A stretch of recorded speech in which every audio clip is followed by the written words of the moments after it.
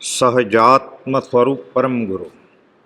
હું આવ્યો છું તારે મંદિરીએ, પણ તું ના બોલાવે તો હું શું કરું.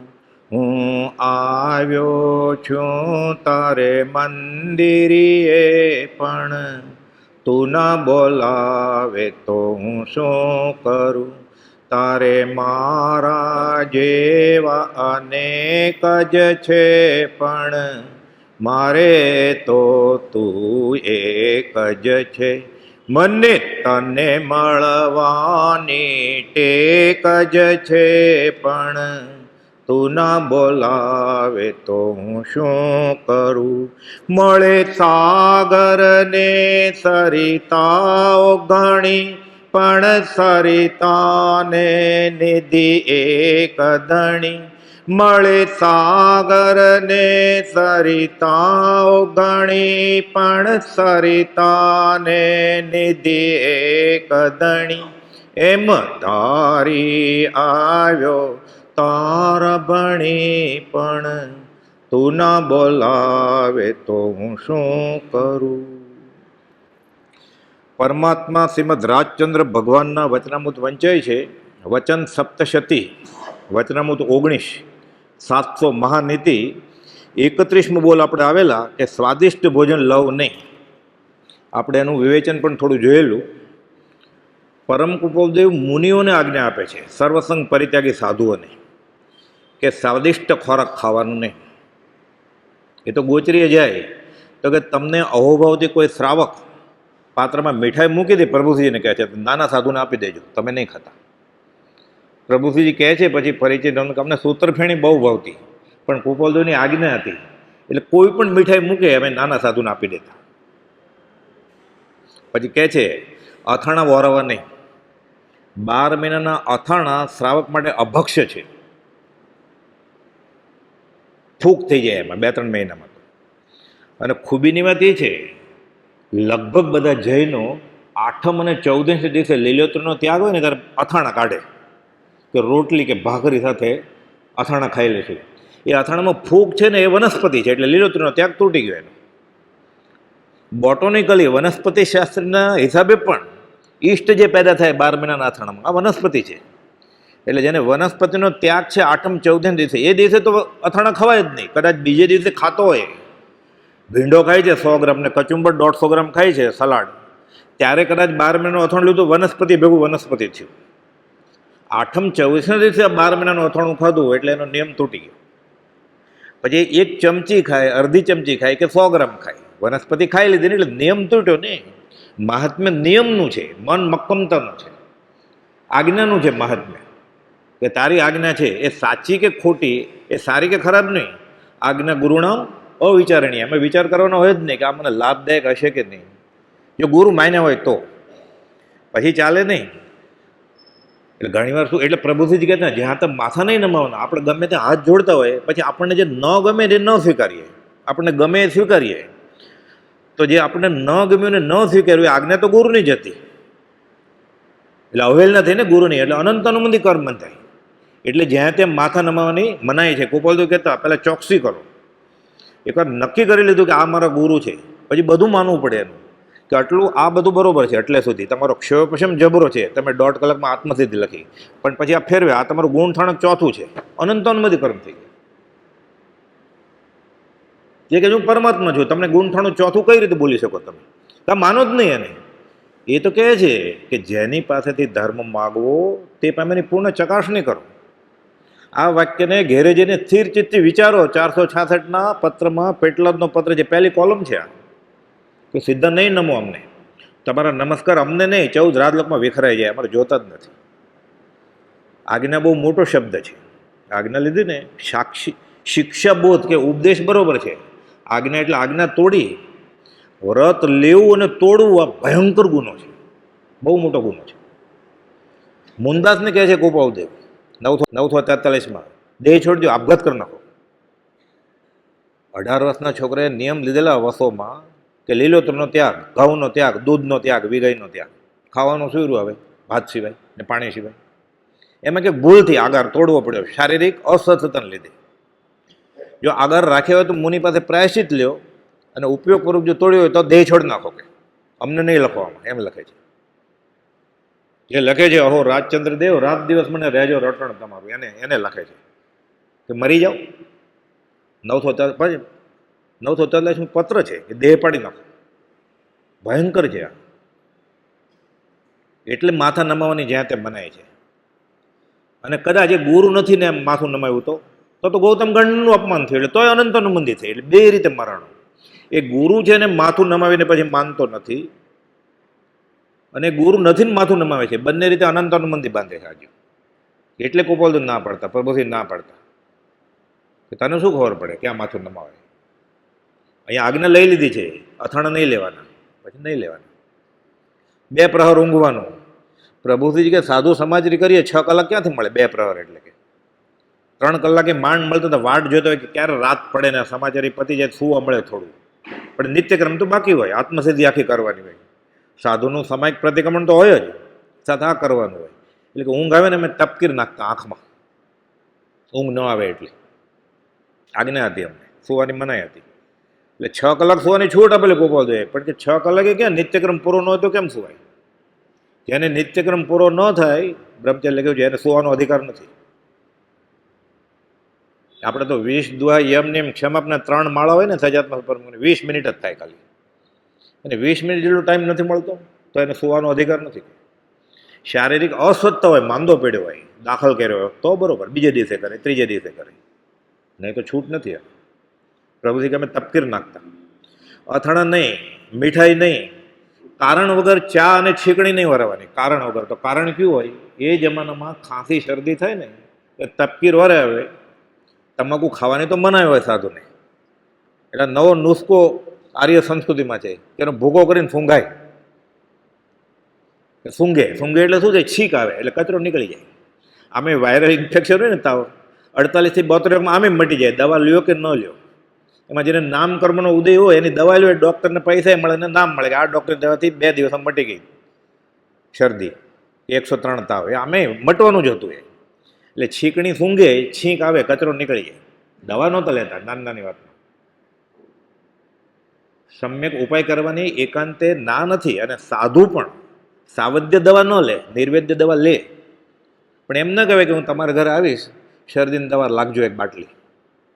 આધાકર્મી અને ઉદ્દેશિક આહાર થઈ જાય. આપનાર અને લેનાર અનંતકાળ રખડે સંસારમાં, ગોત્રીના નિયમમાં. આ પહેલો ને બીજો નિયમ છે. એટલે તમે સાધુને ઉદ્દેશીને દવા લઈ આવો ને શરદીની કે માથું દુખવાની કે મેટાસિન, અને પછી સાધુને આપો, અનંત સંસાર રખડવું પડે. ઉત્તરાધન સૂત્રમાં, 10 વૈકાલિક સૂત્રમાં, થાણાંગ સૂત્રમાં, નંદી સૂત્રમાં, ગોમડસાર દિગંબરી ગ્રંથમાં બધે લખ્યું છે. ઉદ્દેશિક આહાર કહેવાય. સાધુને ઉદ્દેશીને તમે લાવ્યા. એ પૂછે શરદીની દવા છે તમારા ઘરે? તો કે હા, મને અઠવાડિયે પહેલાં શરદી થઈ હતી, મારા બાબાને મહિને પહેલાં અડધી બાટલી પડી છે, એ અપાય. નવી લાવ્યા હોય નહીં દવાની દુકાનમાંથી. આ ધર્મ નથી, આ અધર્મ છે. એમ ભગવાન મહાવીરે ગણધરને કહ્યું છે ને, આગમમાં લખાયેલું છે. એક આગમમાં નહીં, કેટલો બધો આગમ શાસ્ત્ર. ઉદ્દેશિક આહાર, ઉદ્દેશીને લાવ્યા. આ તો થોડું વિષયાંતરની વાત કરીએ છીએ. અહીંયા તો કહે છે કે તમારે ચા અને છીકણી સિવાય કંઈ વરોવર નહીં, એમ દવા તરીકે. એટલે સૂંઠ ચામાં નાખી દે, અથવા ગોળમાં નાખી દે કે દૂધમાં નાખી દે, પછી પાઈ જાય. સૂંઠ ગોળ કે દૂધમાં સૂંઠ નાખી હોય એટલે શરદી કે ખાંસી કે કફજન્ય રોગ મટી જાય. ન મટે તો સારું કે વેદની આવીને મારે એટલા કર્મ ખપશે. સમભાવે વેદની વેદે એટલે એટલો હલકો થઈ જાય કર્મથી. જો વેદની સંભાવે વેદે તો વેદની વાંજણી છે અને પરિવાર નથી, થાય ભોગથી દૂર. એટલે ચા છીકણી વરાવી નહીં, એની 1 જ વાર આહાર કરો. કુપોદુ કે જે ભગવાન મહાવીરની આજ્ઞા છે કે સર્વસંગ પરિત્યાગી સાધુને 1 જ વાર આહાર લેવાનો. ચતુર્લાલજી મહારાજ પછી તો કહેજા 100 કિલો વજન, લાંબા બહુ જીવાય. તો ચતુર્લાલજી મહારાજ સુણાવના ઉપાસનામાં ચાતુર્માસ, મગન પપ્પા કે પાટીદારનો કોઠો કે મારો 4 વાર ઓરાવતા ત્યારે માંડ પેટ કોઠી ભરાતી. કે સવારે સેવ મમરા, ખાખરો, પાપડ એવું લઈ આવે કે સાથે ચા દૂધ, બપોરે ગોચરી જમવાનું, પછી બપોરે એને સાંજના જમણ પહેલાં રોંઢો કહેવાય કાઠિયાવાડીમાં, કે રોંઢે લઈ આવે કે થોડુંક દૂધ કે ચા કે ઉકાળો કે એવું, અને પછી સાંજે જમવાનું કે ત્યારે માંડ કોઠી ભરાતી. ભગવાનની આજ્ઞા હતી કે એક જ વાર જમવાનું. કોઈ પાછું હું નથી કહેતો, અહીંયા ઉપદેશ ભગવાન મહાવીરની આજ્ઞા છે કે દીક્ષિત સાધુને એકવાર આહાર કરવાનો આજ્ઞા આપી. ખાવ ખાવ થાય કે સાથે આજ્ઞા આપેલી માળા કરવાની 5 સજાત્મક પરમગુરુની. મુનિ શું કરો છો? તો કે માળા કરું છું. કે નહીં? તો કે ખાવ ખાવની માળા કરો છો. છે સજાત્મક પરમગુરુ. પછી પૂછે છે મહારાજ સરળ કેટલા કહી દે છે કે હું આ માળા કરું, ખાવ ખાવાની માળા થાય મારી કઈ ગતિ થાય? આર્ત ધ્યાન છે, ખાવ ખાવ થાય અને દેહ છૂટી જાય તો અધોગતિએ જાય. રૌદ્ર ધ્યાન હોય તો નરકે જાય, આર્ત ધ્યાન હોય તો તિર્યની ગતિએ જાય. એટલે કુપાલદોને કહે છે કે હું માળા તમારી આજ્ઞા મુજબ કરું છું અને તમારી આજ્ઞા મુજબ એક જ વાર ખાઉં છું, પણ માળા કરવા બેસું આ કોઠી ભરાતી નથી એટલે ખાવ ખાવ થાય છે, પણ હજી તોડી નથી આજ્ઞા. કુપાલદો કહે છે મુનિ આજ્ઞામાં રહેજો, 4 ગતિના કોઈ પણ છેડામાંથી અમે ખેંચી લાવીશું. અમે તમારા શરીર રક્ષકના દાતાર નથી, ભાવ રક્ષકના દાતાર છે. આત્મજ્ઞાની પુરુષ ભાવ રક્ષકનો દાતાર છે. રોગ ન મટાડી દે, પાસપોર્ટ ગ્રીન કાર્ડ ન આપી દે, છોકરા ન આપે, પરણાવી ન દે. આત્મજ્ઞાનનું લક્ષણ નથી. પ્રસંગો બનેલા છે તારીખવાર સ્થળ સાથે. પ્રભુશ્રીજી મુનિ સાથે, મુનિ ચતુલાલજી મુનિ, દેવકુંજી મુનિ, બધા મુનિ હોય. અમે તમારા ભાવ રક્ષકના દાતાર છીએ. ભગવાન મહાવીરે આ જ કરેલું. ગોશાળે તેજોલેશે છોડી 70 વર્ષના 2 સાધુ. ભગવાનને તો કેવળ જ્ઞાન હોય અને ખબર નિકાચિત આયુષ્ય હોય, પોતે કાંઈ કમોતે મરે જ નહીં. ભગવાન જ્ઞાનમાં દેખે છે કે મુનિ 2 સાધુ 70 વર્ષના કહે છે કે ગોશાળો હમણાં આવશે, પ્રાણઘાતક હુમલો કરશે, તમે અહીંયાથી ચાલ્યા જાઓ એટલે તમારે વિભાવમાં ન જવું પડે, દ્વેષ ન થાય. ભગવાન મહાવીરને કોઈ મારે તો એને શિષ્યને થોડુંક એમ થાય ને એટલે સામું તો મારે ને કે તમને દ્વેષ જન્મ છે, તમે અહીંયાથી વયા જાઓ અને તમને પ્રાણઘાતક હુમલો કરશે, તમારો દેહ છૂટી જશે, દુર્લભ મનુષ્ય દેહ. તો કે તમારા ચરણ આગળ અમારો દેહ છૂટે એનાથી બીજું ઉત્તમ મરણ કયું? જૈનેતરમાં કહેવાય છે કાશી મરણ. ઊભા રહ્યા, ગોશાળે તેજો લેશે છોડી ફરી ગોળ ગોળ, ભગવાનને કંઈ થાય જ નહીં. 2 સાધુની રાખ થઈ ગઈ ભગવાન મહાવીરના પગ આગળ. ભક્તિનો કરતા છે માટે મારો છે, બચાવે નહીં ભગવાન. મુનિ આ બીજા મહાવીર કહે છે અમે તમારા શરીર રક્ષકના રખેવાળ નથી. આ સત્પુરુષ ને આ શ્રીમદ રાજચંદ્ર જે મહાવીર સામે કર્યું છે ને એ જ બધું કુપાલદોએ કર્યું છે. સૌભાગભાઈને કહે છે સૌભાગભાઈ ઘરમાં ખાવાનું ધાન નથી 7 દિવસ પછી. અમને વ્યવહારિક વાત નહીં લગતા, કંટ્રોલ આવે છે 304માં કહે છે. 44 વર્ષ મોટાને વ્યવહારમાં આપણે કોઈને ન કહીએ. રસ્તામાં કોઈ મળે આપણી કરતાં એટલી મોટી ઉંમર ન હોય તો આપણે એમ કડક આવું ન બોલીએ કે બુજુર્ગ છે જવા દો. પછી પાછા આગળ શરત મૂકે છે અમને મળ્યા પછી તમે બીજા સાથે વ્યવહારની વાત કરો ને એ અમે યોગ્ય નથી માન્યું, એમ લખે છે સૌભાગભાઈ. પછી લિખિતમાં એમ લખે છોરું રાયચંદના દંડવત પ્રણામ. આજ્ઞાકિત રાયચંદના દંડ પ્રણામ. આજ્ઞામાં છે જ નહીં કુપાલદેવ સૌભાગભાઈની. ખોટું ખોટું લખે આજ્ઞાકિત. પરમાર્થમાં કે આત્મસિદ્ધિ લખો તો લખી નાખે કે ગવાય એવું લખો તો આજ્ઞા પાળશું તમારી, વ્યવહારમાં નહીં. આ આત્મજ્ઞાનીનું લક્ષણ છે. 2 સાધુ ગુજરી ગયા, ગુજરાત રાત થઈ ગઈ. તેજો લેશે ફરી પછી ગોશાળામાં જ પ્રવેશ પામ્યો. તીર્થંકરને ન પેસી શકે, બધા શાસ્ત્રમાં નિયમ છે બધા, પણ તોય વેદની કર્મ તો કેવળ જ્ઞાન તે પછી પણ હોય. 548માં લખ્યું છે કુપાલદેવે. સર્વજ્ઞ વિતરાગને કેવળ જ્ઞાન ત્યાં પછી પણ વેદની કર્મ હોય, મોહનીય ન હોય. એટલે 6 મહિના સુધી ભગવાન મહાવીર ઠલ્લે જાય, લોહી પરવું પડે. પછી બહુ લાંબી વાત છે. રેવતી શ્રાવિકાએ ઘોડા માટે જે પાક બનાવેલો એ વરાયો, ભગવાન માટે બનાવેલો ન વરાયો, બહુ લાંબી કથા છે. પછી મટ્યું 6 મહિના પછી, મટવાનું હતું એટલે ઉદયપ્રયોગ. પણ અહીંયા કહે છે ચા છીકણી નહીં અને એક જ વાર આહાર કરવાનો આજ્ઞા છે. આપણે એવું તો ન કરી શકીએ, પણ ઉણોદરી, ઉદર એટલે પેટ, ઊણ એટલે થોડુંક ઓછું, એટલે 32 કળિયા ખાતા હોય તો 31 ખાવાના. ઉણોદરી તપ એવું છે પોતે અને કેવળી સિવાય કોઈ જાણી જ ન શકે. હું કહું મેં આજે ઉણોદરી કરી કોને ખબર પડે? રોજ 2 રોટલી ખાતો આજે 1.5 ખાવ તો ઉણોદરી કહેવાય, રોજ 8 ખાતો આજે 7 ખાલી તો ઉણોદરી કહેવાય. કેમ ખબર પડે? 3 વાટકા દૂધ પાક લે, ઘરે તો હું 4 લઉં છું કે આજે ઉણોદરી છે મારે, 3 વાટકા લે બાસુંદી. એટલે પોતે જાણે ને જ્ઞાની જાણે. ઉણોદરી તરફ બહુ મોટું તપ છે, બહારથી દેખાય નહીં કોઈને, ગુપ્ત તપ છે. ફાયદો બહુ મોટો છે. એટલે એકવાર આવે અને સાથે કહે છે સ્વાદનો ત્યાગ કરવાનો. એટલે સ્વાદિષ્ટ વસ્તુ તો વરવાની જ નહીં. કે ઇન્દ્રિયો ઉત્તેજિત થાય, મન કાબુમાં ન આવે, અધ્યાત્મમાં પ્રવેશ ક્યાં? અને જ્યાં સુધી સ્વાદેન્દ્રિય કાબુમાં ન આવે ત્યાં સુધી કામેન્દ્રિય કાબુમાં આવે જ નહીં. સ્વાદનો ત્યાગ એ આહારનો ત્યાગ. વચનામૃત 21:93 બોલ છે. પહેલાં તો એમ જ લખ્યું બોધામૃત 1:5 એટલે વચનામૃત 5, બોધામૃત છે, બોધ વચન. પહેલું વાક્ય છે આહાર કરવો જ નહીં. પણ આહાર કરવો નહીં તો ચાલે કેમ શરીર? પૂતગલની કોથળીમાં પૂતગલ તો મૂકવું પડે ને. એટલે સ્વાદ નહીં કરવાનો. સ્વાદનો ત્યાગ એ આહારનો ત્યાગ જ છે. એટલે આપણે શ્રાવકે, મુમુક્ષુએ, સાધકે દેહ ટકાવવા માટે ખાવાનું, અને આત્મજ્ઞાન તો પછી દેહ ટકાવવા માટે નહીં. જો પૂતગલ ફરસના હોય તો, નહીં તો ખાય નહીં. દેહ ટકાવવા માટે નથી ખાતા જ્ઞાની.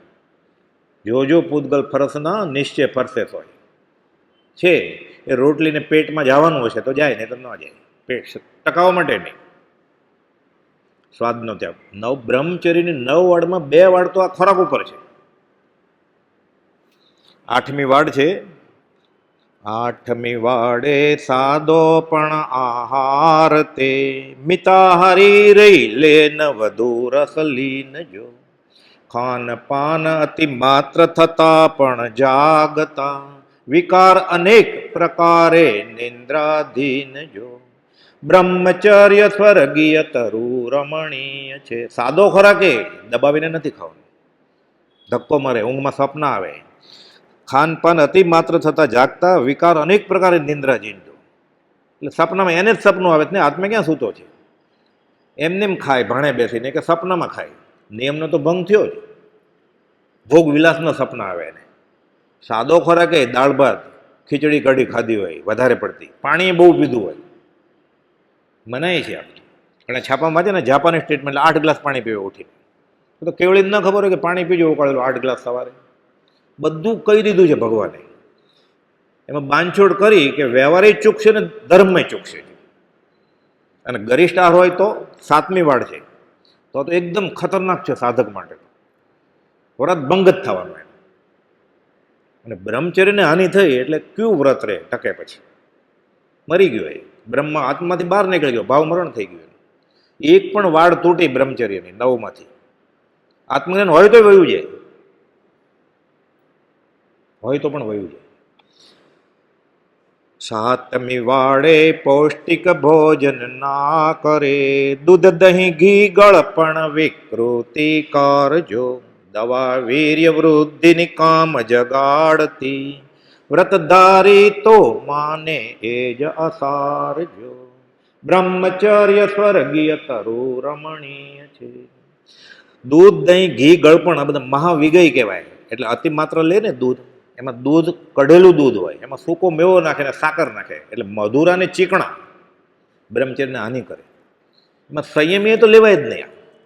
દીક્ષિત સાધુને તો કઢેલા દૂધ ઓરાવાય નહીં આપણાથી, સૂકો મેવો નાખેલા. અને અંજીરે નાખ્યા હોય, અંજીર જ અભક્ષ્ય પોતે. ત્રસ જીવ હોય, એકેન્દ્રિય તો હોય જ, ત્રસ જીવ હોય એમાં. કઢેલું દૂધ અમે ફરતા ફરતા બધા જતા હોય. ગામડામાં તો આવું કંઈ મળે નહીં, શહેરી વાતાવરણમાં મળે. અમદાવાદ, મુંબઈ, બેંગ્લોર જેવું હોય તો પૈસાવાળાને ઘરે પધારો સાહેબ પધારો. એને વ્રતભંગનું નિમિત્ત બને શ્રાવક. આ વિગય છે, મહાવિગય છે આ. એટલે ચીકણા અને મધુરા ખારોક હોય ને વધારે પડતા, માત્રામાં હોય તો વાંધો નથી. અતિ માત્રા બાસુંદી હોય, મલાઈ હોય, એમાં માખણ હોય, અભક્ષ્ય છે આ. 7મી વાડે પૌષ્ટિક ભોજન ના કરે. શરીર પોષ્ટ બનાવવું છે એટલે જો ખાતો હોય તો માંસ ખાધા બરાબર છે એમ શાસ્ત્ર. અને લોહી વધારવા માટે ખાય સંયમી તો લોહી પીધા બરોબર છે એમ શાસ્ત્ર કહે છે. જૈન નહીં, જૈનેતરમાં છે, મહાભારતમાં છે. એ યુધિષ્ઠિર જે 12 મહિનાના આથા ખાશે એના માટે નરકના દ્વાર ખુલ્લા છે, મહાભારતમાં લખેલું છે. માર્કંડી મુનિનો બોધ છે રાત્રે નહીં ખાવાનો, તેને મહાવીર સ્વામી સાથે કઈ સંબંધ જ નહીં. એમાં શરીર પુષ્ટ કરવા માટે ખાય એટલે માંસ વધારવું છે ને, એટલે મટન ખાધા બરોબર છે. અને લોહી વધે મારું. ઘણા એમ કે લોહી વધે એટલે ગાજરે ખાય, બીટે ખાય, એનું સૂપ પીવું છું. તો કેવળીને નહીં ખબર હતી.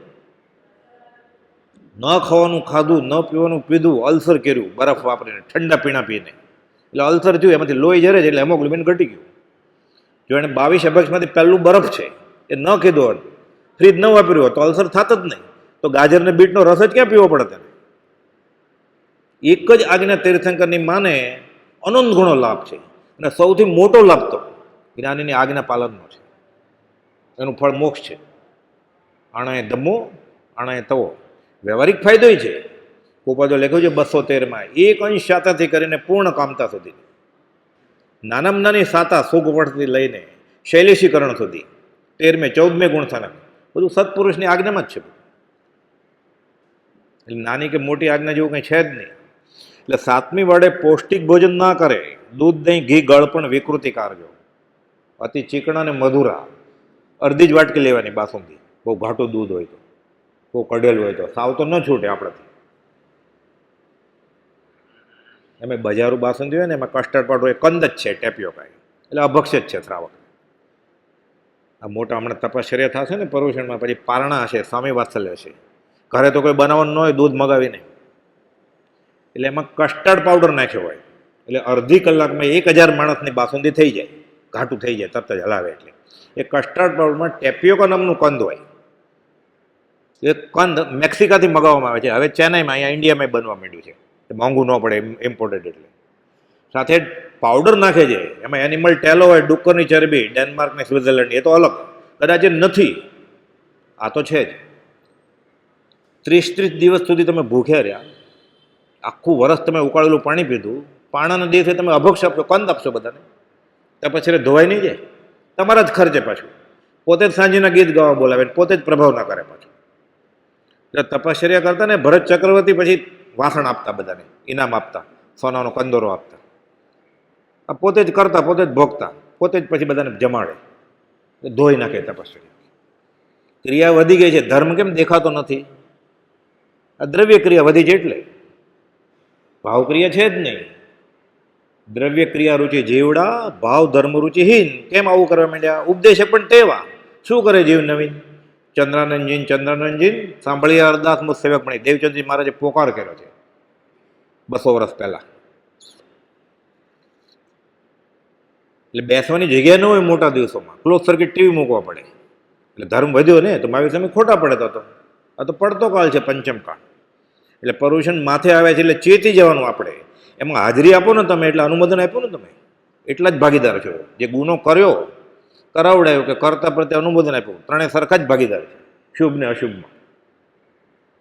બળદેવ, કઠિયારો અને હરણ, ત્રણેયની સરખી જ ગતિ. શાસ્ત્રમાં કથા છે, વણાક નટવરનો દાખલો છે, જૈનેતરમાં કરવું, કરાવડાવું ને અનુમોદવું, બધું સરખું જ છે. આંગળી ચીંધવાનું પુણ્ય, તીર્થંકર નામ કરવા બાંધ્યું શ્રી કૃષ્ણે, તો આમાં આંગળી ચીંધવાનું પાપે લાગશે ને, આમાં ભાગીદાર થયો તો ગરદી કરીશ તો. એ કામકાજ હોય તો કહેજો, આપણે કેટરર્સની ઓળખાણ છે, મરી ગયો, અનંતાનું મંદિર. આ 7મી વાડ, આ બધી એક વાડ કઈ છે કૃપાઉદય, કોઈ પણ એક પાળે ને આત્મસત થાય ને જ્ઞાન, એની એક જ આજ્ઞા, સમકિત કેવળ મોક્ષ થઈ જાય. ચોપાદે લખ્યું છે, જ્ઞાનીના બધા શાસ્ત્રો વાંચવા કરતા એકાદ વચનને આત્મસાત કરે તો એને વધારે ફાયદો થશે, એમ લખ્યું છે. આખું વચન કેમ એક ભાવમાં વંચાઈ જાય ને સમજાઈ જાય પછી.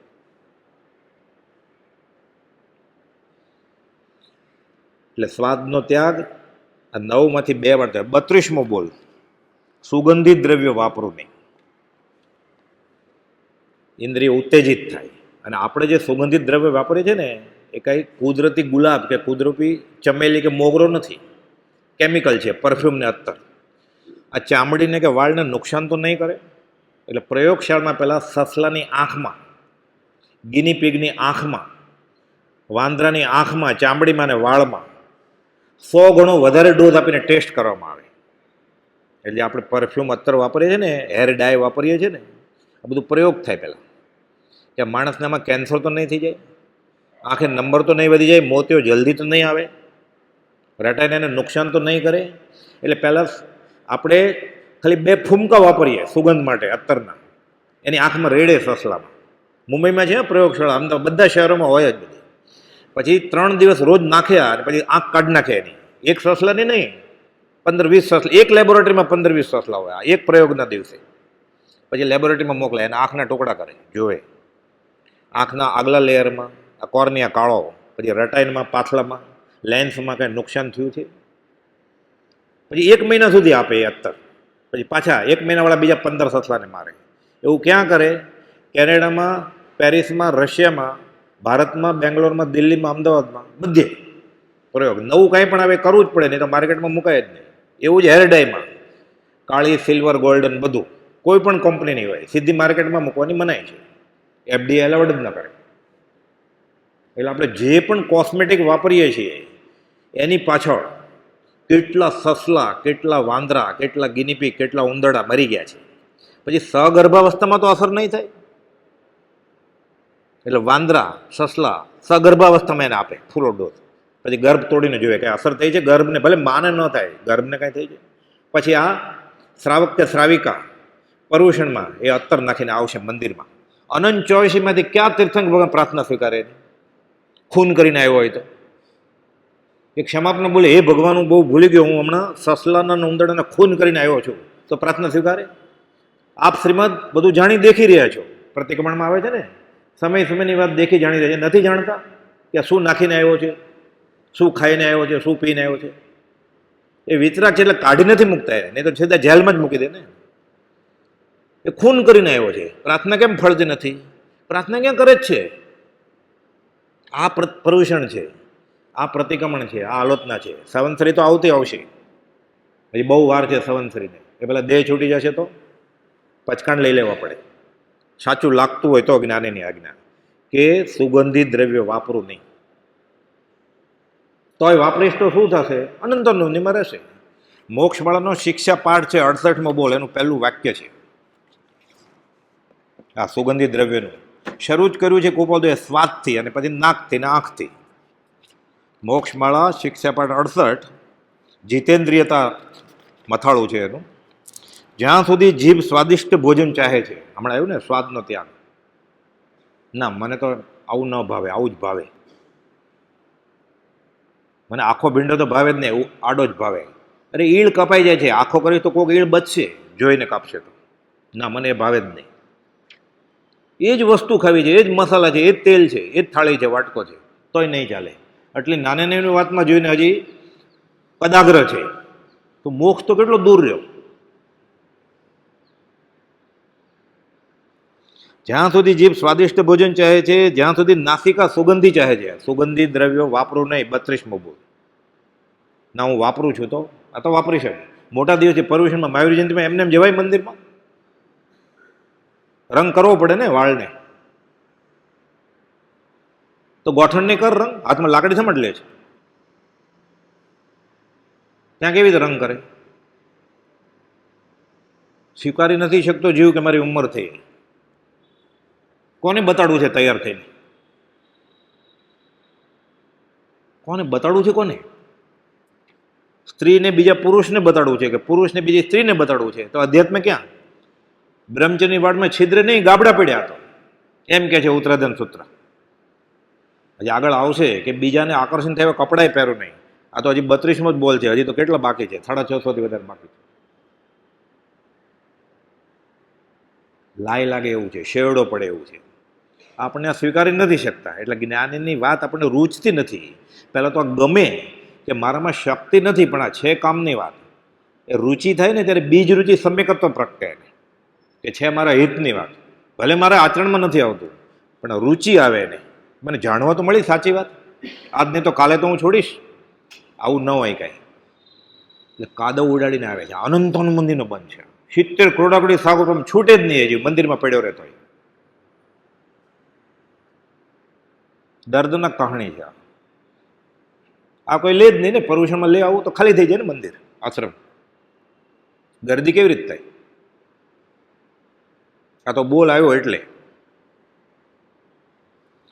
જ્યાં સુધી જીભ સ્વાદિષ્ટ ભોજન ચાહે છે, જ્યાં સુધી નાસિકા સુગંધી ચાહે છે, જ્યાં સુધી કાનને ગાયનને વાજિંત્ર જોઈએ છે, જ્યાં સુધી આંખ વન ઉપન જોવાનું લક્ષ્ય રાખે છે, જ્યાં સુધી ત્વચા સુગંધી લેપન ચાહે છે, ચોપડી ના આવે,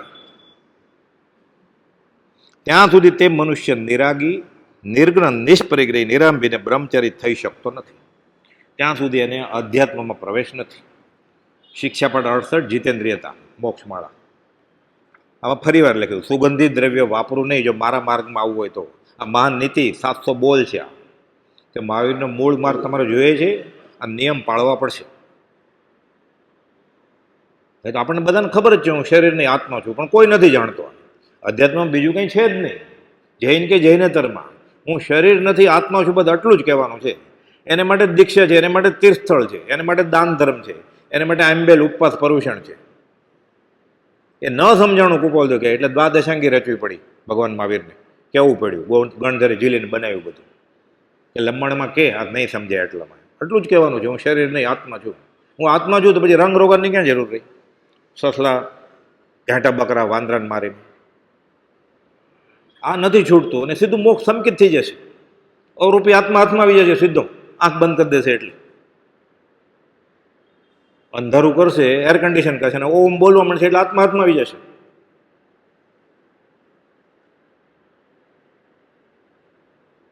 એનો વિચાર વિવેકપૂર્વક શાંત ભાવે કરવો પડે.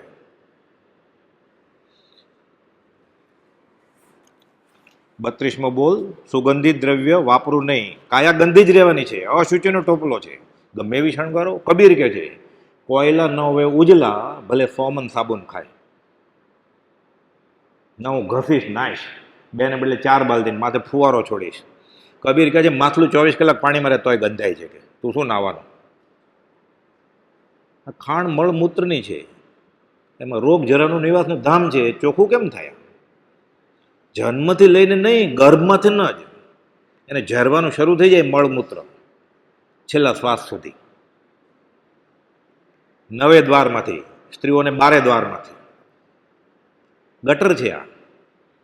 નગરની ખાળની પેઠે બ્રહ્મચારીએ લખ્યું છે, આગમની વાત લખી છે, બધા દ્વારમાંથી અશુચિ વહ્યા કરે છે. એ ચોખ્ખું કેવી રીતે થાય? ગૃહસ્થ વ્યવહારમાં સામાન્ય શુચિ જાળવવી પડે આપણે. ગંદા હાથે ધર્મના પુસ્તક ન અડાય કે મંદિરમાં ન આવાય. કાયા ગંદી જ રહેવાની, અશુચિનો ટોપલો છે. મન માગે તોય આપવું નહીં. પ્રભુશ્રી કહેતા પણ ના, મારું મન કાબુમાં નથી રહેતું તો આ તો કરવું જ પડશે. પછી લોકો શું કહેશે? તમે સાવ બુઢા થઈ ગયા, વાળ સફેદ દેખાય તો પણ લાકડી હાથમાં છે ખબર નહીં પડે ને, વાળ ભમ્મર છે તો. કદાચ એને વાળ કાળા કુદરતી જ કાળા છે, ડાય કર્યા વગરના, પણ હાથમાં લાકડી લીધી છે, ગોઠણ તૂટી ગયા તો ખબર નહીં પડે, ઉંમર થઈ ગઈ છે. ચામડી ઉપરથી નહીં ખબર પડે. એ જ આવે દો, ગુજરી જશે તો નહીં ખબર પડે. પછી આવશે ને ઉંમર એની કે 92 વર્ષ હતા. એટલે પ્રભુજી કહે છે મન જાય તો જાને દે, મત જાને દે શરીર. તને ભલે ઈચ્છા થતી, તું ઉઠતો નહીં કે મન જાય તો, કબીરે કહે છે મન જાય તો જાને દે, મત જાને દે શરીર. બિના ચલે કામથી ક્યાં લગેગા તે? ભલે તને ઈચ્છા થયા કરે, તારે વાપરવાનું નહીં. ના આખો દિવસ યાદ આવે છે, ભલે 1 દિવસ 2 દિવસ, અઠવાડિયે કોઈ બધો ઉપાય બતાવ્યો છે કે નવું તાજું ફૂલ હોય ટેબલ ઉપર, બીજા દિવસે કલર થોડોક વયો જાય, સુગંધ વહી જાય, અઠવાડિયે પછી કચરામાં જાય ને, પછી કાબુમાં આવી જાય. નિયમ લઈ લે ને, વ્રત લઈ લે ને, એટલે ભવમાં જવાને આડો પ્રતિબંધ છે. વચનામૃત 511, જ્ઞાનની આજ્ઞા, ભવમાં પડવાને આડો પ્રતિબંધ છે. સ્પીડ બ્રેકર, પછી આગળ ન પડવા, અટકાવી દે તમે ગમે એટલું દોડતા હોય તો. એટલે પ્રભુજી કહેતા સાધુ કહેવાનો, ચાનો ઘણ પડે ને કે આ તો ચાનો દાખલો આપતા, ચા પીવી ન પીવી અહીંયા વાત નથી. કે આ હું બેઠો, હું ઉઠીશ જ નહીં, કે આ બેઠો, કે તારે જવું જ જા. કેવી રીતે જાય? કે શરીર કેવી રીતે જાય? પલોઠી વાળીને બેસી જાય તો મન ભલે જાતું. પછી કબીરની આ સાખી કહેતા કે મન જાય તો જાને દે, મત જાને દે શરીર. બિના ચલાય કામથી ક્યાં લગેગા તીર? એટલે પ્રેક્ટિસ કરવી પડે. આ રિહર્સલ, પર્યુષણ રિહર્સલ છે રોજ, બાકીના 11 મહિના કરવાનું. કાયા ગંદી જ રહેવાની છે, પણ મનને કહેવાનું કે હું તને આપવાનું નથી. આ નિયમ લે ત્યારે થાય. આ બધું છૂટે નહીં. 5, 25, 50 વર્ષથી આ કરતો હોય બધું, પપ પાવડર, લાલી, મેકઅપ, કેમ છૂટે? એક લીટી વાંચી લે, સુગંધી દ્રવ્ય વાપરું એટલે છૂટી જાય તરતો. એવી શ્રદ્ધા હોય, એવા સંસ્કાર હોય તો કરતો જ ન હોય ને. એટલે ફરી ફરીને પ્રભુ કે ઘસઘસ કરવું પડે કે આ બોલ આત્મસાત નહીં થાય ત્યાં સુધી હું વચનામૃતને લાયક નથી, મહાવીરના બોધને લાયક નથી. મહાવીરના બોધને પાત્ર કોણ? ગોપાલદેવ પત્ર લખ્યો છે, વચનામૃત 105.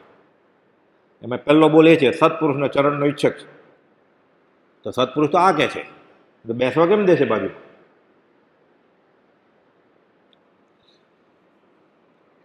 સુગંધી દ્રવ્ય વાપરવું, અને પછી સ્નાન મંજન કરવું નહીં. એટલે ગૃહસ્થ વ્યવહારમાં એકાંતે સ્નાનનો નિષેધ નથી. સાધુ માટે તો અસ્નાન, જીવે ત્યાં સુધી. એને શું ધોવું છે? એને તો મનનો મેલ ધોવાનો છે. પણ શ્રાવકે પણ અડધી બાલદીથી ચાલે તો એક બાલદી વાપરવાની નહીં, અને એક બાલદીથી ચાલે તો માથે ફુવારો છોડવાનો નહીં. પછી એને ગમે છે ને એટલે કામેન્દ્રિય જાગૃત થઈ, એને એ સ્પર્શ આવે છે ને નાના નાના પાણીના બિંદુ ફુવારાના, અડે એટલે આનંદ આવે છે ને એને. સ્ટીમ બાથ, સોના બાથ કે સાદો ફુવારો, સ્પર્શેન્દ્રિય જાગૃત થઈ એની. એ કામેન્દ્રિય બધું એક જ છે. સ્વાદ અને કામેન્દ્રિય બે એક જ છે. સ્પર્શેન્દ્રિય એટલે વિષય વાસના, જીભ ઉપર પતાસું મૂક્યું એટલે ગમ્યું, આ સ્પર્શેન્દ્રિય જ છે ને. એટલે સ્વાદેન્દ્રિય જેની ઉત્તેજિત હોય એની કામેન્દ્રિય ઉત્તેજિત જ હોય. એટલે જેને સાધક દશા જોતી હોય એને સ્વાદિષ્ટ ખોરાકનો ત્યાગ કરવો જ પડે પહેલાં. સીધું ન પરણે અને સ્વાદિષ્ટ ખાધા કરે તો કંઈ થાય નહીં. પણ સ્વાદિષ્ટ છોડી દે અને પરણેલો હોય તો એ આગળ હોય ઓલા કરતા, ન પરણવા કરતા. કેમ કે એને બ્રહ્મચર્ય છે, નિયમને આધીન છે.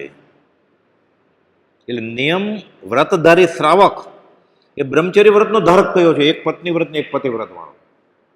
અને કોપોલે કહ્યું છે ગૃહસ્થે કેમ વર્તવું પાછું. આખો પાઠ છે ગૃહસ્થનો, ઉત્તમ ગૃહસ્થ. શ્રાવક અણુવ્રત આદિ અંત સપ્તમ ગુણથાના. એ સામાયિકમાં બેસે ને અણુવ્રતધારી છે, સર્વસંગ પરિત્યાગ નથી કર્યો ગૃહસ્થે, અને સાધુએ સર્વસંગ પરિત્યાગ કર્યો છે પણ સમ્યક દર્શન નથી. તો પ્રાર્થનામાં આવે છે, આલોચનામાં સવારની પ્રાર્થનામાં, કે શ્રાવક અણુવ્રત આદિ એટલે શરૂઆતમાં અણુવ્રત છે એને, અંત સપ્તમ ગુણ સાતમે ગુણ થાને ક્ષયિક સંકિત થઈ જાય એને. આ ગોમટ સરમે લખ્યું છે દિગંબરી ગ્રંથમાં કે ગૃહસ્થ દશામાં સમતાપૂર્વક જીનેશ્વરની પ્રાર્થના કરતો હોય તો શ્રાવક સાતમે ગુણ થાને પહોંચી જાય. એ ક્ષાયિક ભાવે હોય, એ કુપોલને માનતો હોય, વચમાં કોઈ ન રાખ્યો હોય બીજા અસદગુરુ, તો ક્ષાયિક સંકિત એટલે શ્રેણી માંડે, અંતર્મુખમાં કેવળ જ્ઞાન થાય ને.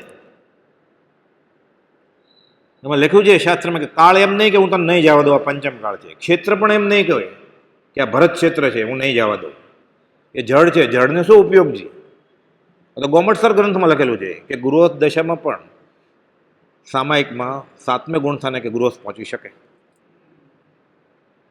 રોજ ગાઈએ છીએ આપણે શ્રાવક અણુવ્રત આદિ અપ્તમ અંત સપ્તમ ગુણ થાના. અને ગુણ સંકિત નથી અને સર્વ વિરતિ છે, દીક્ષા લઈ લીધી છે. યશોજી મહારાજ કહે છે મહામા ઉપાધ્યાય કે જ્યાં લગી આત્મદ્રવ્ય નહીં જાણ્યું ત્યાં લગી ગુંઠણું કેમ કરી આવ્યું ત્યાંનું, એ ગણે જ નહીં ગુંઠણમાં. એટલે દીક્ષા લીધેલ સાધુ જેને સંકિત નથી એ અને શ્રાવક સમ્યક શ્રદ્ધાવાળા, એ બેની સરખામણી થઈ જ ન શકે. આ બહુ આગળ છે શ્રાવક. ગૌતમ ગંધર્વને માફી માગવા મોકલ્યો તો ભગવાન મહાવીરે આનંદજી શ્રાવકની, કે તમારા કરતા આગળ છે, જાઓ માફી માગી આવો, હું તમારું પટ્ટ શિષ્ય, તમે કયો એ કરવા તૈયાર છું, પણ ત્યાં નહીં જાઓ, એ ગૃહસ્થ છે. તો કાઢી મૂકો ને ભગવાન મહાવીરેને, તરત જ તહતથી માફી માગવા ઉપડી કે મારી ભૂલ થાય છે. આ શ્રાવક ભગવાન મહાવીરનો પરમ ભક્ત શ્રેણિક રાજા, મારે નરક ગતિ ટાળવી છે, ન ટાળે તો કોઈ ઉપાય બતાવું કરે તો કે જા સામાયિક લઈ આવો, સામાયિકનું પુણ્ય, પુણ્યા શ્રાવકનું. એટલે પુણ્યા શ્રાવકની સામાયિક. બીજા કોઈ જૈન સાધુ સામાયિક નહીં કરતા હોય ભગવાન મહાવીર પાસેથી દીક્ષા લીધેલા. એમ કહ્યું હતું ગૌતમ ગંધર્વની સામાયિકનું પુણ્ય લઈ આવો, બાજુમાં જ હોય ને. એટલે પુણ્યા શ્રાવકની સામાયિક કેવી હશે. એટલે આપણે જંગલમાં જાશું ને ધર્મ કરશું એ ભૂલી જવાનું. જાગ્યા ત્યાંથી સવાર અત્યારથી ન જ થાય. અને આપણે તો ખૂબીની વાત એ છે પ્રભુથી સિવાય બધા કોપાલ દેવ અને કોપાલને ઓળખવાળા બહારથી ગૃહસ્થ દશામાં જ હતા. સૌભાગભાઈ, અંબાલાલભાઈ, જૂઠાભાઈ, બ્રહ્મચારીજી બધા, અને પ્રભુજી જે દીક્ષા છોડી દીધેલી એટલે એ ગૃહસ્થ થઈ ગયેલા પછી. એટલે આપણે જેવા જ થઈ ગયા ને ગૃહસ્થ બધા. ભાણે બેસીને જમે વરાવે વગર એટલે ગૃહસ્થ જ કહેવાય ને. તો પ્રભુ થઈ ગયા. કુપોલ દેવે સિક્કો માર્યો, અપૂર્વ આત્મજ્ઞાનના ધારક. એટલે હજી બધા દરવાજા ખુલ્લા છે આપણે માટે, જો શ્રીમદ રાજચંદ્રમાં શ્રદ્ધા આવતી હોય તો. 33મો બોલ, સ્નાન મંજન કરવું નહીં. એટલે શું છે, 9મી વાડ વિભૂષા છે. એ આમાં રોચક રીતે લખી છે ઉત્તરાધન સૂત્રને આધારે. એક કડી છે, 9મી વાડ વિભૂષા નામે જાણવી, સ્નાન વિલેપન પુષ્પાદિક શણગાર જો, બ્રહ્મચર્ય વ્રત ભંગ તણાએ કારણો, સેવે શાને જેને વ્રત પર પ્યાર જો.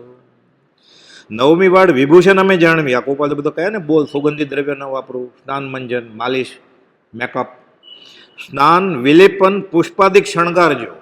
આ મળદું શણગારે છે. આ બ્રહ્મચર્ય વ્રતને હાનિ પહોંચાડે. છિદ્ર નહીં, ગાબડા પડે. આત્મજ્ઞાન તો હોય જ નહીં એને ક્યારે, ગુરુજી હોય તો હોય. આમાંથી એક કોઈ પણ એક વસ્તુ હોય, સ્નાન, વિલેપન, પુષ્પાદિક શણગાર. જન્મદિવસ ગુરુજીનો હોય ને ફૂલનો ગુચ્છો આપતા હોય, આત્મજ્ઞાન ક્યાં? પતી ગઈ વાત. ઉઠી જવાનું ત્યાંથી, અનંત અનુમતિ ન બાંધવી હોય તો. એમ આગમ કહે છે, એમ શ્રીમદ રાજચંદ્ર કહે છે, એમ ઉત્તરાધીન સૂત્રની 9 વાડ કહે છે. અસત ધર્મ, અસત દેવ અને અસત ગુરુને પૂજીને સદધર્મ, સદદેવ અને સદગુરુની અવહેલના થતી છે અને તારી સંસાર વાસના ઉચ્છેદ નથી થતી, થતા ઉચ્છેદ માનો છો. આ અનંતાનુબંધી ક્રોધ માન માયાલોભનો પ્રકાર છે. એમ વચનામૃત 459 છેલ્લા ફકરામાં ગોપાલદેવે કહ્યું છે. ગોખી નાખવા જેવો છે. એટલે કમાય નહીં તો કાંઈ નહીં, મુદ્દલ ઓછી ન થઈ જાય આપણી. તો પહેલા દિવસે થાય પ્રતિક્રમણ સંવત્સરી પર્યુષણના, આજે થઈ જાય. આ નવમી વાડ તૂટતી હોય તો સાધક દશા જ નથી. આ બધા બોલો છે વતન શક્તિના, ગોપાલદેવના માર્ગના અનુયાયી થવાના. આખું વચનામૃત મોઢે હોય ને આ ન હોય તો ન ચાલે, તો ન ચાલે. હોય પૂર્વ ભણેલ નવ પણ જીવને જાણ્યો નહીં તો બધું અજ્ઞાનના ખાતામાં આવે. કામ તો આવ્યું નહીં. સા વિદ્યા યા વિમુક્તિ, એણે જે વાંચ્યું, એ ભણ્યો, એ કળા શીખ્યો, એ છૂટવામાં કામ આવે તો. એ તો વિષ્ણુ પુરાણનો શ્લોક છે, સા વિદ્યા યા વિમુક્તે. આજે ગોપાલદેવ નથી કહ્યું, ગોપાલદેવ જ કહ્યું, જે વિદ્યાથી ઉપસમૂળ પ્રગટ્યો નહીં, વિવેક આવ્યો નહીં, એ જીવને વિશે રૂડા પુરુષે આગ્રહ કરવો યોગ્ય નથી. ના હું ભણ્યો ને મને સંકિત થઈ ગયું, તો સમ્યક દર્શનનું મુખ્ય લક્ષણ વિતરાગતા છે. ગોપાલદેવ એ દેખાવું જોઈએ આચરણમાં. નથી દેખાતું એટલે નથી, એ ભણ્યો નથી. એ ભણ્યો પણ ગણ્યો નથી. આ 33મો બોલ છે. 34મો બોલ ખાલી છે જ નહીં કાંઈ. 35મો બોલ, કામ વિશેને લલિત ભાવે યાચું નહીં. હજી વિષય વાસના કાબુમાં નથી એટલે એકાંતે તીર્થંકરે બધાને જંગલમાં જવાનું નથી કહ્યું. નિયમ પ્રમાણે ગૃહસ્થ વ્યવહારમાં પણ રહી શકાય અને ગોપાલદેવે લખ્યું છે અધ્યાત્મ સાધી શકાય, પણ લલિત ભાવે યાચું નહીં. દિન થઈ જાય, લાચાર થઈ જાય, જુરે એને માટે માનતા માને. ગુરુજી પાસે જાય, મારે પરણવું છે, મારે સંતાન જોઈએ છે. સંતાન ન થતું હોય ને, ઘણા અંજન છેલ્લાકામાં પાણું ખેંચવાનો ચડાવો લે. આશાતના છે આ ઘોર ભગવાનની. જેનાથી સંસાર વધવાનું છે એ તીર્થંકર આપે ક્યારે? એના આશય વિરુદ્ધ ક્રિયા કરે જ ને. જઈને તરત તો કોઈ આવતા જ નથી અંજન છલાકાનો ચડાવો લેવા માટે. જઈ ન જોઈએ બધા. એમાં કોણ લે? જેને લગ્ન પછી 8-10 વર્ષે સંતાન ન હોય ને એ લે ચડાવો. આ આગમમાં ક્યાંય લખ્યું નથી, પાછળથી ઘૂસી ગયું છે આ બધું. કહેવામાં આવ્યું એને કે આમ કરો એટલે આમ થશે. વર્તે સદગુરુ લક્ષ સંકિત તેને ભાખ્યું કારણ ગણી પ્રત્યક્ષ. સદગુરુનો લક્ષ સંસાર વધારવાનો છે. એણે તો 16મે વર્ષે લખ્યું કે લક્ષ્મી વધી, અધિકાર વધ્યો, કુટુંબ વધ્યું કે પરિવાર વધ્યો. પરણે તો કુટુંબ વધે ને, સંતાન થાય તો કુટુંબ વધે ને. તો સંસાર વચ્ચે નરદીને હારી જાય તું. એ આપે છોકરો, એ છોકરો આપે તો એ ગુરુજી હોય, એ જીનેશ્વર ભગવાન હોય. આ ગૃહિત મિથ્યા તો નીકળી જાય, એને 16મો ભાવ નથી. સહેલામાં સહેલું મિથ્યા તો કાઢવું આ ગૃહિત મિથ્યાત્વ છે કે ધર્મની કરણી કરીને મારો વ્યવહારમાં હું સુખી થાઉં. આ ગૃહિત મિથ્યાત્વ આ નીકળી જાય. સૌથી સહેલામાં સહેલું મિથ્યા તો કાઢવાનું આ છે 25માંથી. આ નીકળી ગયું તો 16મો ભાવ નથી એને. બાકી બધું અઘરું પડે. હું દેહ નથી આત્મા છું એમ કેમ થાય આપણે? આપણને કોઈ મળે, એવો મળ્યા હોય તોય પછી આપણી પાત્રતા હોય, નહીં તો તીર્થંકરે મળેલા આપણને ક્યાં માન્યા આપણે? કામ વિશેને લલિત ભાવે યાચું નહીં, જુરે છે એ તો કરવાનું જ નહીં એને. દાખલો બનેલો છે પ્રભુશ્રીના પ્રસંગમાં. પ્રભુની પાછળ એક બાઈ ફર્યા કરે અગાસમાં. સવારનો ક્રમ હોય ને ત્યારે ભક્તિમાં 4 થી 7 સુધી 3 કલાક. એકવાર પ્રભુજી કહે શું જોઈએ તારે પાછળ પાછળ ફરે છે? તો કે છોકરો. બનેલો પ્રસંગ છે, ભગન બાપા વાત કરતા. મેર ગાંડી કે અનંત સંસાર વધવાનું કારણ અમારી પાસે માગો છે, અમે આપીએ છોકરો તને. ખુલ્લું કીધું પ્રભુજી, અમે આપીએ છોકરો તને. આનંદજી મહારાજની કથા આવે છે. રાણીને છોકરો થતો નહોતો એટલે કોઈ કીધું કે આ જૈનના સાધુ છે ને લબ્ધિધારી છે, ચમત્કારિક છે. એ બેસતા ને કૌશકમાં ગુફામાં બાજુ વાઘે બે, એ બધા મુસલમાન રાજાને ખબર પડી ગઈ હતી. એની ઘણી બધી કથા છે. એમાં આને અનુલક્ષીને વાત કરીએ ખાલી સંસારની. બેગમ જાય છે માનતા માનવા માટે, ક્યાં આનંદજી મહારાજ કહે છે ધ્યાનમાંથી બહાર આવ્યા, મારો છોકરો જોઈએ જ કે. હવે એને જૈન ધર્મ ને બધું સંસાર વધવાનું કારણ લક્ષ્મી અને અધિકાર વધતા કુટુંબ કે પરિવાર, એ ક્યાં ગાથા સાંભળવા બેસે આનંદજી મહારાજ. એટલે કાગળિયો પડ્યો હતો ને કે લાવ કલમ પેન્સિલ જેવું લખ્યું, અરે મંત્રી આવ્યો હોય ને બધા, લખી નાખ્યું વાળી, ફેંક્યો કાગળ આનંદજી મહારાજ, પાછા ગુફામાં વયા ગયા. રાણીબાને તો માદળિયું મળી ગયું, આવી જ પહેર્યું એને. બનવાનું બને છે, નથી બનવાનું નથી બનતું. ગર્ભ રહી ગયો, સંતાન થયો, અલ્લાહે છોકરો આપ્યો. વાતે ગાતે બેન્ડ વાજા, રાજ રાજેશ્વર બધા રાજા બધા સાથે ગયા આનંદજી મહારાજ. તો કે શું છે આખી બધી જમાત આખી મુસલમાનની પ્રાર્થના કરવા આવ્યા બધા, પાછા હાર ને સોના ને બધું એવું થાળ લઈને ગઈ. એટલે પ્રાર્થના કરવા આવેલા આનંદજી મહારાજને અહોભાવ વ્યક્ત કરવા માટે બહાર આવ્યા. શું છે આ? તો કે તમારી કૃપાથી રાણીબાને બેગમને છોકરો થયો છે એટલે આવે છે. તો મારી કૃપા? આજે તો ધ્યાનમાં હતા. તો કે માદળિયું તમે તો આપ્યું તો ખોલો, કે ખોલ્યું, એમાં લખેલું પઢો, इसमें क्या लिखा है? આનંદજી મહારાજે લખાયું હતું, रानी की बेगम राजा की बेगम को लड़का होए तो भी आनंदगन को क्या, लड़का नहीं होए तो भी आनंदगन को क्या. પ્રભુજી આજ કરીને બતાવ્યું.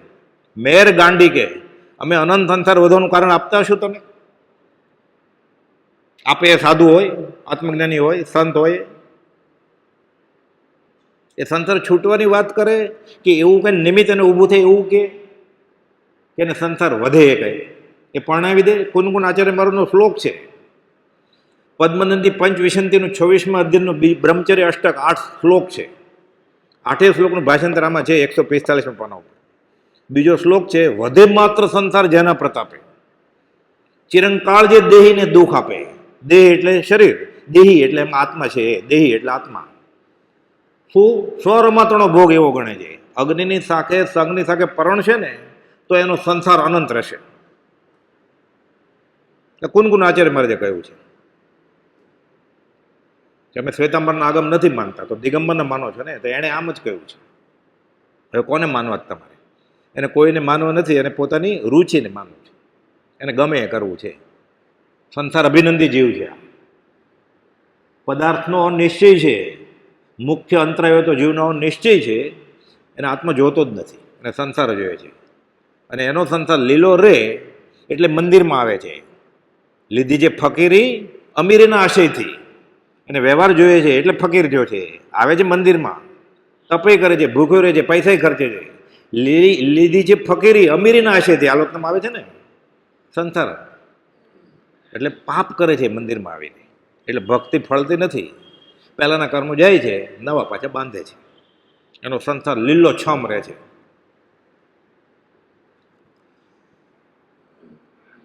36મો બોલ, વીર્યનો વ્યાઘાત કરવું નહીં. ખાસ કરીને પુરુષો માટે છે. એમ કે મેડિકલ સાયન્સને એમ કે કુદરત છે, કુદરતી નથી. ભગવાન મહાવીરે કે કુપોલે કહ્યું સ્વાદિષ્ટ ભોજન છોડી દેતું, વિગઈ છોડી દેતું, પછી કુદરતી છે કે કૃત્રિમ છે એ ખબર પડી જશે. આ કે વીર્ય વ્યાઘાત એ કુદરતી વિજ્ઞાન છે, વૈજ્ઞાનિક નથી. આ પેટ ચોળીને પીડા ઊભી કરી છે, વિષયેન્દ્રિય જાગૃત કરી છે એટલે આ થાય છે. એટલે કુપોલે ના પડે છે વીર્યનો વ્યાઘાત કરવું નહીં. આ કુદરતી નથી. વૃક્ષ ખોરાક ખાય, ઉણોદરી કરે, ગરિષ્ઠ આહાર ન ખાય, પછી એનો ભંગ થાય જ નહીં કાંઈ. બ્રહ્મચર્યનો સપનામાં ભંગ ન થાય. જ્ઞાનીએ કેવળીએ સર્વજ્ઞે બધું અનુભવીને પછી બુદ્ધ્યું છે. ટકે જ કેવી રીતે?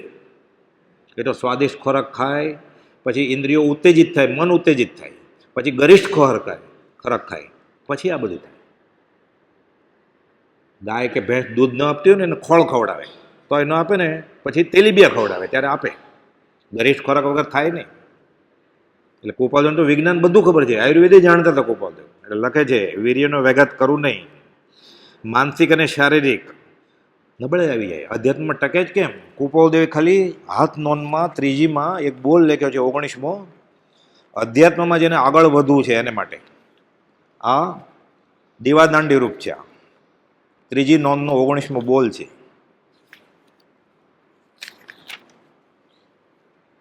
સર્વ ચારિત્ર વશીભૂત કરવાને માટે મને પ્રાર્થનામાં ધ્યાન નથી રહેતું, મને યાદ નથી રહેતું, મને સમજાતું નથી, મને સાચું લાગે છે પણ હું અમલમાં નથી મૂકી શકતો.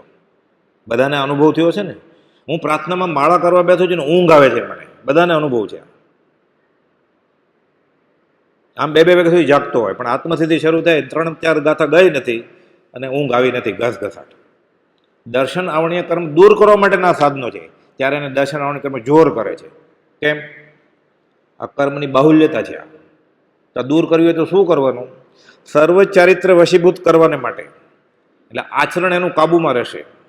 સર્વ પ્રમાદ ટાળવાને માટે, બધો પ્રમાદ, મારો ગુસ્સો કાબુમાં નથી આવતો, મારું અભિમાન કાબુમાં નથી આવતું, મારો લોભ કાબુમાં નથી, મને ખબર છે આ નુકસાન કરે છે તોય લોભ. પ્રમાદ, 4 કષાય, 5 ઇન્દ્રિયના વિષય, મારો સ્વાદ કાબુમાં નથી આવતો. 5 ઇન્દ્રિયના વિષય, 4 વિકથા, સ્નેહ, નિંદ્રા, બધું પ્રમાદ, બધું વયો જાય, ટળી જાય. સર્વ પ્રમાદ ટાળવાને માટે, આત્મામાં અખંડ વૃત્તિ રહેવાને માટે. હું માળા કરું છું અને મારું ધ્યાન રહેતું જ નથી જરાય. 3-4 પારા જાય છે અને તરત જ મનવા ફિરે બજારમાં, કબીર કહે છે. માલા તો કર્મે ફિરે, માળા તો કર્મે ફિરે, મનવા ફિરે બજારમાં, વો તો સ્મરણ નાય કે. આ નથી રહેતું. આત્મામાં અખંડ વૃત્તિ રહેવાને માટે, મોક્ષ સંબંધી સર્વ પ્રકારના સાધનના જયને અર્થે. મને અનુકૂળતા નથી, મને સાસુ નથી આવવા દેતા, મને મારા શેઠ રજા નથી આપતા, પર્યુષણમાં પહેલો ને છેલ્લો દિવસે જવું જ ખાલી મારે, તોય નથી જવા દેતા, પૈસા નથી, બધી અનુકૂળતા થઈ જશે ને. મોક્ષ સંબંધી બધા સાધનના જયને અર્થે. શેઠ જૈનેતર હોય ને એ અનુકૂળ થઈ જાય, મુસ્લિમ ને ક્રિશ્ચન હોય તોય, કે જાઓ તમારો મોટો દિવસ છે 14, જાઓ તમે વહેલું પ્રતિક્રમણ કરવા માટે. એવા દાખલા આ કાળમાં અનુભવેલા છે, જોયેલા છે. એને સંબંધ જ ન હોય મહાવીર સાથે તોય. મોક્ષ સંબંધી સર્વ પ્રકારના સાધનના જઈને અર્થે બ્રહ્મચર્ય અદ્ભુત, અનુપમ, સહાયકારી અથવા મૂળભૂત છે. ફરી વાર અર્થ કર્યા વગર જ વાંચી જાઉં છું. સર્વ ચારિત્ર વશીભૂત કરવાને માટે, સર્વ પ્રમાદ ટાળવાને માટે, આત્મામાં અખંડ વૃત્તિ રહેવાને માટે, મોક્ષ સંબંધી સર્વ પ્રકારના સાધનના જયને અર્થે બ્રહ્મચર્ય અદ્ભુત, અનુપમ, સહાયકારી છે અથવા મૂળભૂત છે. એટલે જેને પરમાત્મા કોઈ પણ જાતની મુસીબત હોય, આ 3 લીટી વાંચીને પછી ભક્તિ કરવા બેસવાનું કે મારી ભૂલ ક્યાં થઈ છે, હું 30, 40, 50 વર્ષથી ભક્તિ કરું છું અને ફળ કેમ નથી દેખાતું. આ લીટી વાંચવાની, 2.5 લીટી. આ હાથ નોંધની ડાયરીમાં કુપોદે લખ્યું છે. અંતર અનુભવ ટપકે આવ્યો છે. ક્યારે? ઉત્કૃષ્ટ ત્યાગ. ગાંધીજી કહેતા કે 60, 70 હજાર, 80 હજારનો ધંધો કર્યો હોય હીરાનો, હું હજી સોદાનો વિચાર કરતો હોઉં કે રયચંદભાઈ કવિ આ ડાયરીમાં ક્યાંક ટપકાવતા હોય, એ આ ડાયરી છે. કેવો વૈરાગ! જે વૈરાગ્ય મેં અપૂર્વની કડીમાં નીતરતો જોયો છે એ રયચંદભાઈ કવિને ઝવેરી બજારના ગલ્લે મેં જોયો છે 2 વર્ષ સુધી સતત. હું બપોરે ત્યાં ગાળતો, પછી કહે છે હું બ્રીફલેસ બેરિસ્ટર હતો, મારો કોઈ કેસ નહોતો, હું નવરો જ હતો, કે પેઢીએ જતો કે બપોરે. આ વૈરાગ મેં જોયો છે. ત્યારે આ કુપોદે લખેલું છે હાથમાં. એટલે કહે છે વીર્યનો વેઘાત કરવું નહીં, આ કુદરતી નથી. બોલ 37. વધારે જળપાન, અતિમાત્ર આહાર, હમણાં આવી ગઈ બ્રહ્મચર્યની 8મી વાડ. ખાલી પાણી એ પીવે ને વધારે પડતું, એટલે અમે છાપામાં વાંચ્યું છે, એટલે આરોગ્યને સારું. તો કેવડે નહીં ખબર હોય, કોઈ પણ વસ્તુ વધારે કે ઓછું થાય ને કુપોદે લખ્યું છે એટલે રોગ થવાનો છે.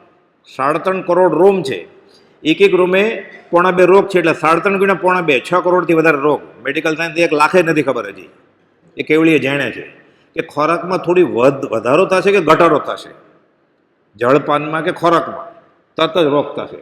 એટલે વધારે નહીં ખાવાનું, બધું કુદરતી ચાલે જ છે. બધું કૂતરા નક્કી કરીને પાણી પીવે છે કે કેટલું પીવું મારે, ગાય, ભેંસ, હાથી તો જીવે જ નહીં. 750 કિલો વજન હોય છે હાથીનું. બધું કુદરત. અહો દેહની રચના કુપોદે કહે છે, બધા એના માટે છે સેન્ટર. કાર્બન શરીરમાં લખીને આવ્યો છે કે સ્ટોન થશે કે નહીં, એ લખેલું છે. એને કિડનીનો પાણી પીશે કે નહીં પીવે એના સંબંધ નથી.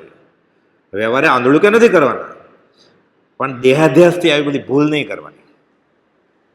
વાંચેલું, સાંભળેલું, કોઈ કહેલું, કહેતા જ્ઞાન એનું જ માનવાનું. નહીં તો એમ હોય તો ઠામ ચોવેર કરે ચૈત્ર વૈશાખ મહિનામાં દિગંબર સાધુ, અડધો ગ્લાસ પાણી પીવે પછી જમીને બાકી અડધો ગ્લાસ કરપાત્રી આહાર, તો બધાને સ્ટોન થઈ જવો જોઈએ ને દિગંબર સાધુને. બધા દિગંબર સાધુને 2 કિડનીમાં સ્ટોન થઈ જવા જોઈએ ને. એવું તો થતું નથી.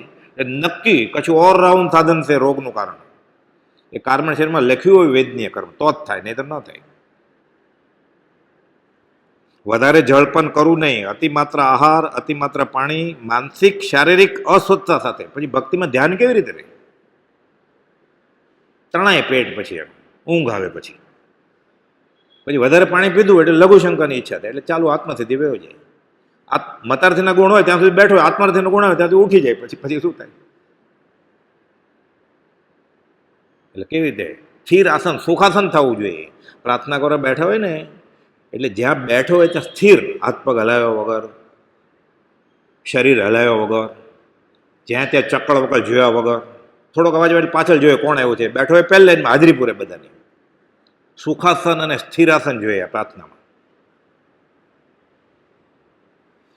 આ 37મો બોલ પૂરો થયો. હવે સમય પૂરો થાય છે એટલે 38મા બોલથી આપણે પછીના સમાગમમાં લેશું. સહજાત્મ સ્વરૂપ પરમ ગુરુ.